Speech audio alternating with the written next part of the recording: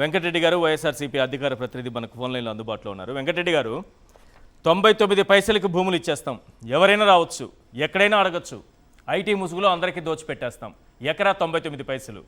అదేవిధంగా ఎలక్షన్ కమిషనర్లుగా పనిచేసిన వారికి ప్రోటోకాల్ అంటే ఖర్చు ఎంత సార్? ఎంతమంది ఎలక్షన్ కమిషనర్లు? ప్రత్యేకించి నిమ్మగడ్డ రమేష్ కుమార్ గారు ఒక రిక్విజిషన్ పెడితే దాని మీద వెంటనే ఒక జీవో పాస్ అయిపోయింది. కానీ దివ్యాంగులకు మాత్రం రూపాయి ఇవ్వలేం మనం.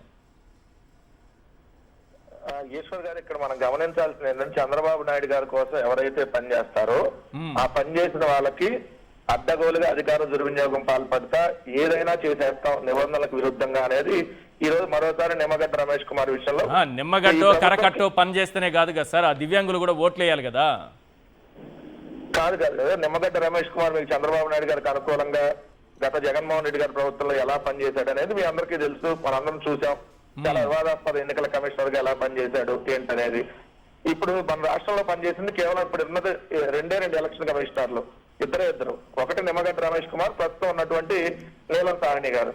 అంటే నీలం సాహ్ని గారు కూడా మొన్న ఎన్నికల కమిషనర్ గా ఏం జరిగినా కూడా నోరు మూసుకొని కూర్చుంది, ఏం మాట్లాడలేదు కాబట్టి సో నిమ్మగడ్డ రమేష్ కుమార్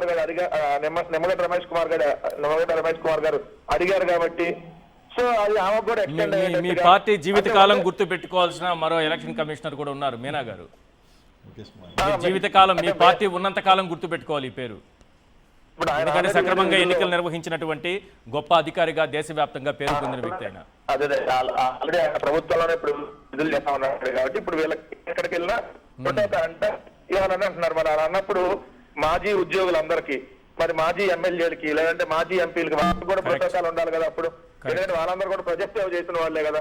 సో ఇక్కడ ఏం లేదు సార్, వాళ్ళు ఇంతకు ఇప్పుడు దివ్యాంగుల అంశం నడుస్తుంది కాబట్టి దీనికి సంబంధించి రిలేటెడ్ గా ఇప్పుడు ఈ రోజు మీరు పత్రికల్లో చూస్తే CRDX అంటే క్యాపిటల్ రీజన్ డెవలప్మెంట్ అథారిటీకి సంబంధించి 200 కోట్ల రూపాయలు కేవలం కన్సల్టెంట్ల కోసం 220 కోట్ల రూపాయల కన్సల్టెంట్లు కేటాయించారు ఇప్పుడు ఈ 14 నెలల కాలానికి సంబంధించి. అవును, అదే అంతకుముందు చంద్రబాబు నాయుడు గారి ప్రభుత్వం ఉన్నప్పుడు 2014-19 మధ్య 507 కోట్లు కేటాయించింది.